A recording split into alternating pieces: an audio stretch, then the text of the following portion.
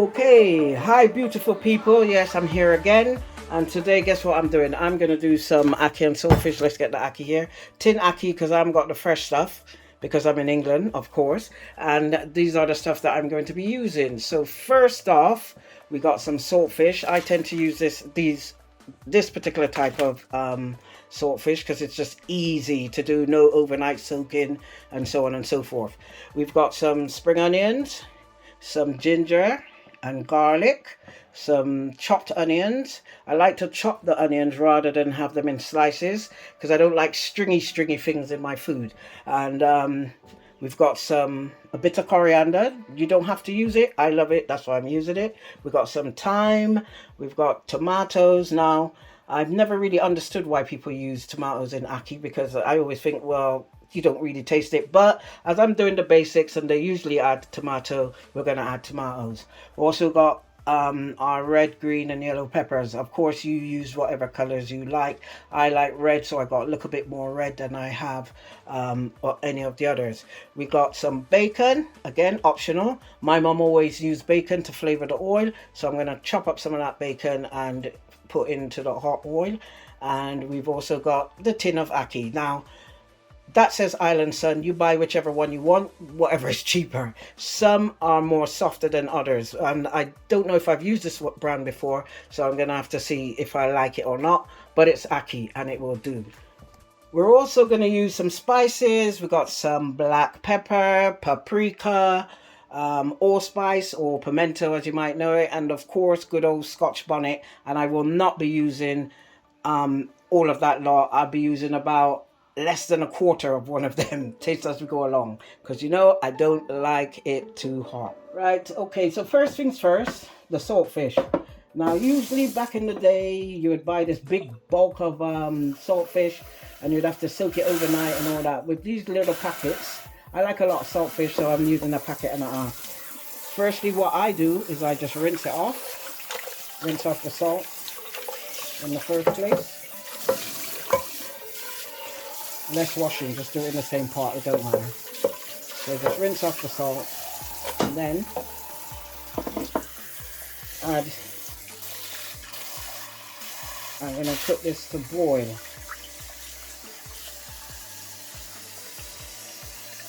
So we're going to make sure it's covered, and then we take it over here.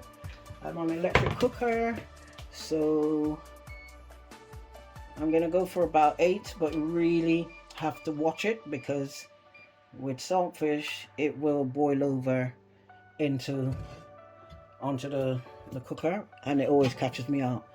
So put it to boil. You want it to boil, and then we're going to throw off that water, add a little bit more, let it boil again for about another 5-10 minutes. That will soften it up, and then we move on to the ackee. Okay, you can see what's happening. Let me turn this down. Let me take it off before it boils over. It always catches me out, and this is what I'm saying about making sure you keep an eye on it so that it doesn't boil over, because once that boil over onto the cooker, it's salt and it's very hard to get off. So I'm going to take this off now and catch some fresh water on this. And I always tend to leave just a little bit of the water on it, and that's just so because I don't want all the salt to boil out of this fish. It's called saltfish. If you boil out the salt, it is then called fish, right? And the whole point is to have some salt in that fish. So I like to leave a little bit of the water on it. Right, and then we're going to put that to boil, leave that to boil again, come back to the boil, and then I'm going to give it a little taste test and make sure I've got some salt in there and it's not too fresh. Shouldn't be, because it's just one boil so far. Right, so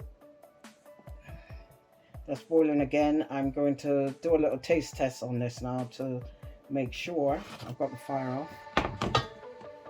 See what I mean? That's the salt water that's gone over there. That's what happens. Let's put a spoon. I'm going to get my camera assistant here to taste, and you let me know what you think. Cool it.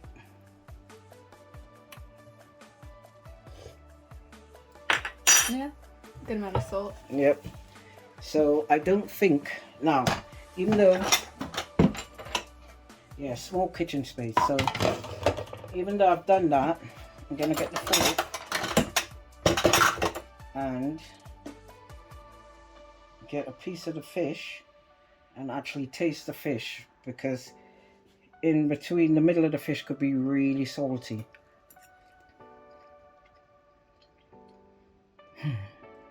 Now, to me, it's not too salty. To some people, it might be too salty. I'm going to see what my camera assistant thinks.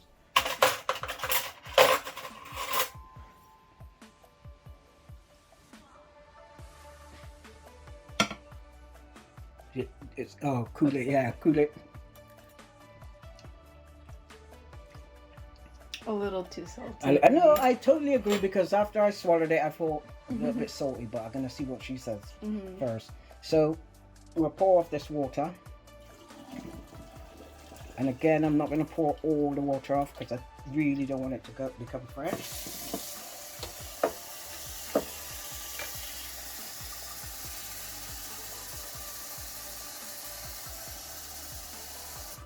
I'm going to put that to boil again. Third time lucky. As I'm waiting for the saltfish to do its thing, I'm going to start on the ackee. Good old Dutch pot, about 2-3 tablespoons of oil. I use rapeseed oil because it gets quite hot, or vegetable oil if you want, sunflower oil. Olive oil ain't really doing it when it comes to heat, so I would suggest using one of those oils. Again, you use what you want to use. And I'm going to get that to heat up. And then I'm going to add the bacon. I'm going to fry the bacon, whether crisp it up or whatever.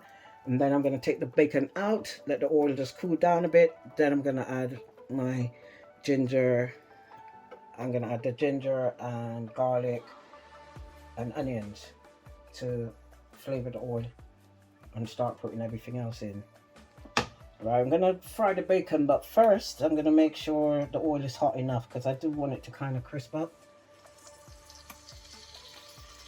Nah, that's a wee bit too quiet, I think.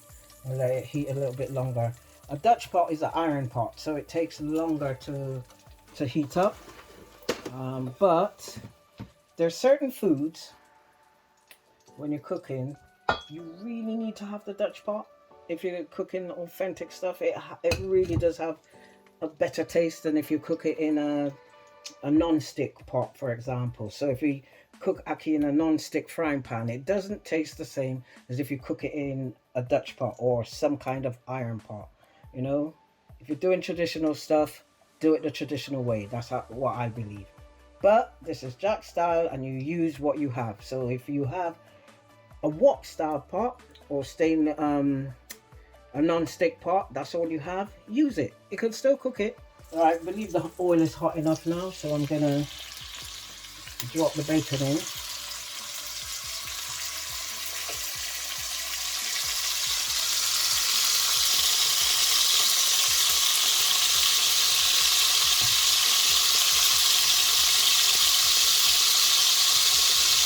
Remember, the bacon is optional, you don't have to use it. This is the way my mother used to do it, and this is the way I like it. But if I'm cooking for those who don't like bacon, then I don't use it. So we're going to let that fry for a couple of minutes and flip it over as best I can.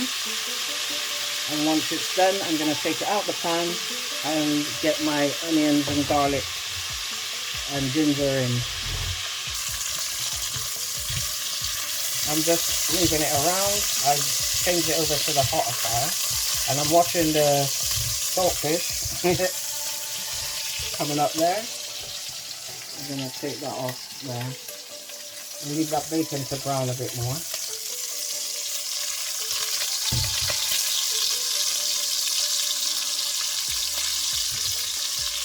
Right, let's get my assistant first. You taste that water and tell me what you think.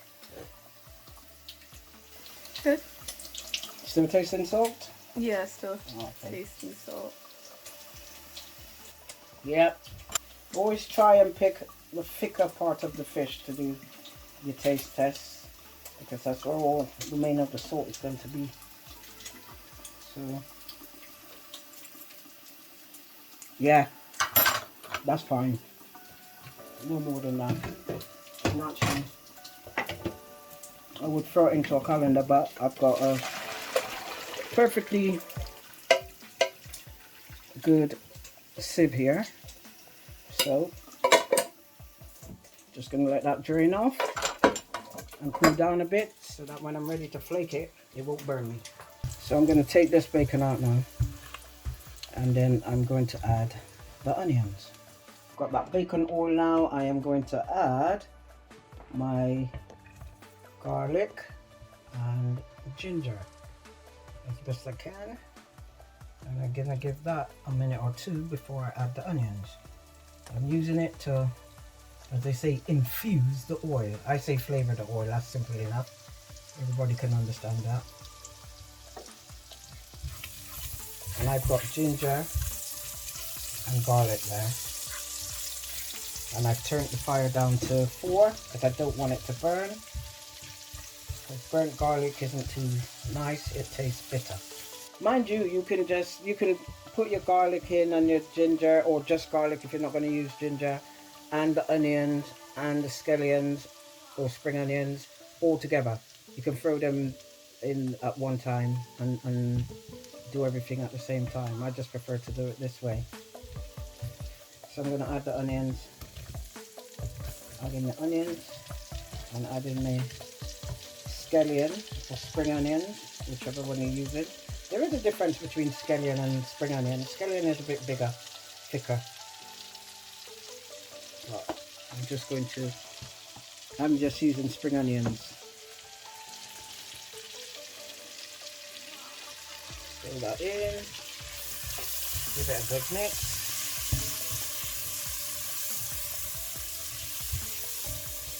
And what I'm doing here is getting that rawness out of the onions.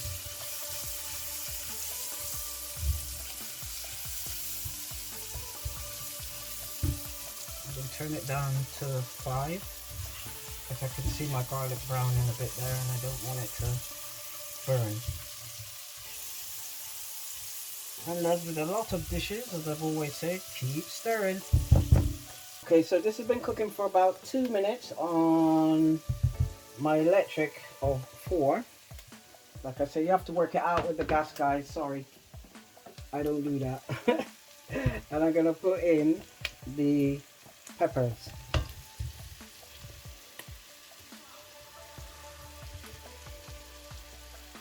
I'm not putting in the tomatoes yet. I've peeled my tomatoes because I don't like the skin of the tomatoes floating all over the place. Again, give it a good stir.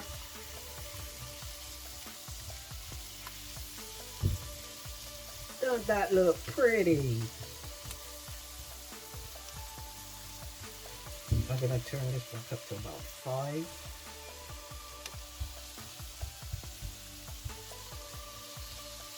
I'm gonna also add some pimento seeds, allspice.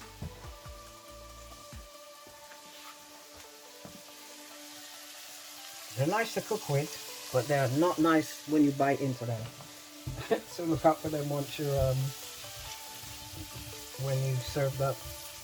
If you see them, take them out of the plate. If you don't, just tell whoever's eating it to watch out for the pimento seeds. With all these Scotch bonnets, and these are the colours you usually find with Scotch bonnet, they're all just as hot as each other, you know, and some people would probably use a good half of one of these. Scotch bonnet, to me, you add a bit. I've washed them already, just to let you know. Add a bit, taste, and if you want to add more, add more. Do not go mad. See, I'm just going to use 2 little bits, and the other thing is, try not to let it catch your hand or put a pair of gloves on, because even when you wash your hand with Scotch bonnet, it's still there. You rub your eyes and you're going to know about it. We add that in, give it a stir with everything else.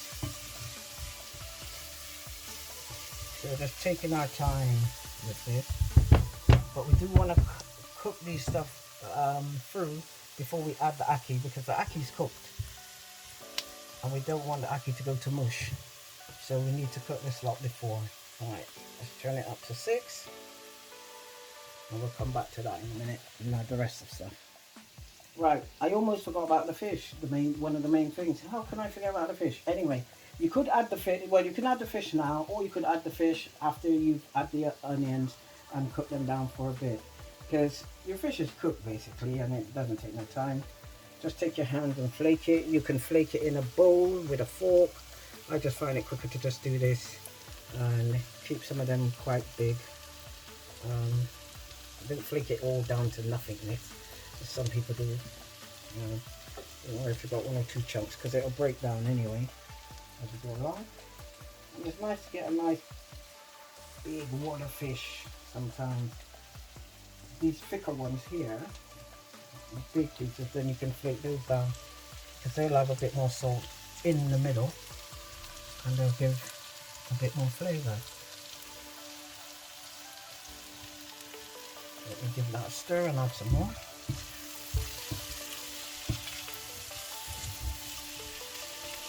And at this point as well, I'm going to turn the fire up a little. Go to 7. Turn the heat up. See, I talk in Jamaican way. Turn the fire up. Turn the heat up. That's what I mean. But you know what I'm talking about. You know what I mean. When we say something's fresh, I've heard people say, "What do you mean it's fresh?" And I think to myself, "What do you mean? What do I mean when it's fresh?" I mean, there's not enough salt or there's not enough sugar. But I've never stopped to think about phrases like that. I grew up on phrases like that. Right. This little lot here.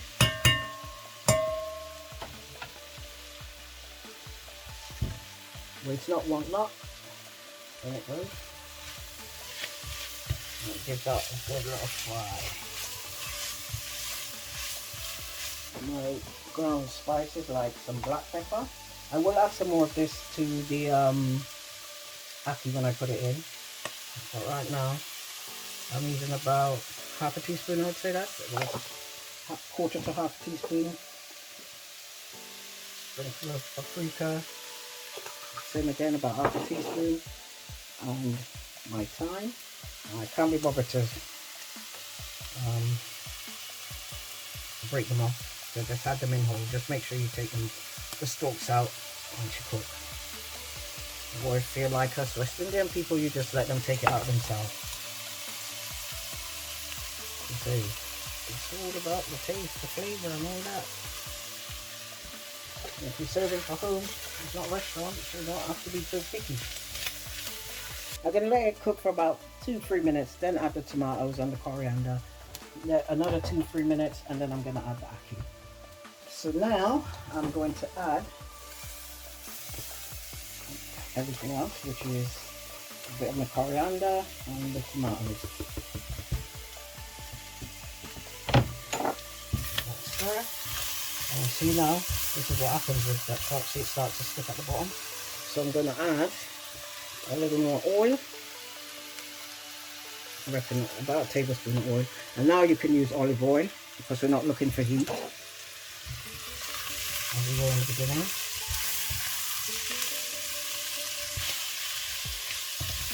We're going to just give that a couple of minutes, just so the tomatoes soften a bit.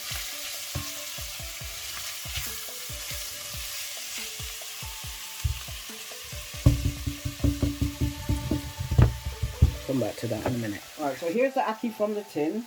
I've drained it and I've kept back the brine that it was in, because I'm going to use a little bit of it. These are quite soft. I mean, that's usually the case with tin ackee. If it was fresh ackee, they would be harder and you would have to boil it before you could add it. But these are cooked, so if we're doing the warm through process with this ackee. And the thing is, because it is cooked, you really want to take your time with it. Don't go mad. Else it's going to break up and it will just come mush. Mushy ackee and saltfish. Alright, and you don't want that. So turn it over like that. Fold, as they would say, I suppose. what we're going to do, I'm going to add a little bit of the brine just to stop it from sticking. Just a little bit.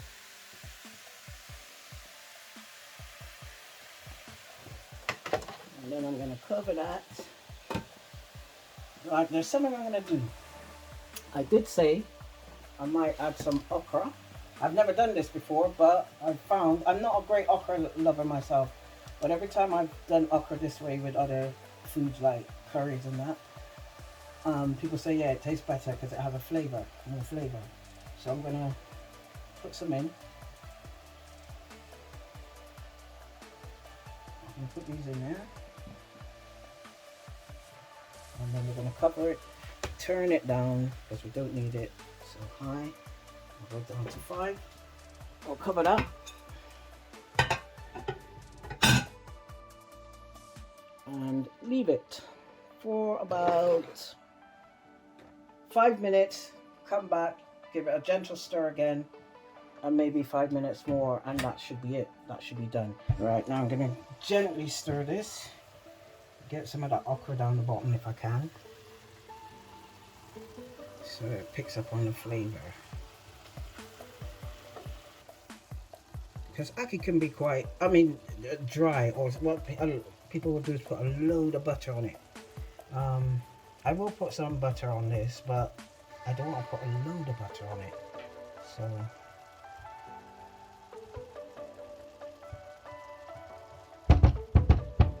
and I really am just going to cover it, give it about a minute. I'm going to turn it off and leave it on the fire. Let's see what our ackee is like. I know this is cooked now. I'm not going to do anything more to that. Get my fork. Thing is, it's going to be really soft. And that's not too bad. I might go for that brand again. And then you see the okra is soft, and I'm going to leave that covered so that okra will be softer again. I don't want the okra to burst in the ackee. I'm only cooking it in there to give the okra flavor. And as in true traditional form, a couple of dollops of margarine and butter in your ackee. And grab some black pepper. And what we usually do, sprinkle that on. And this is the time when you just want the thyme, you don't want stalks. Let's find one that's a bit easier.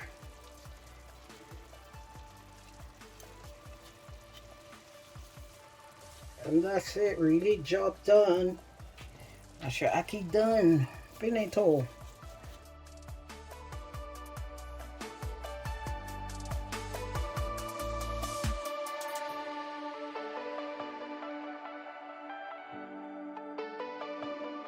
And there's the finished product, all plated up and ready to eat.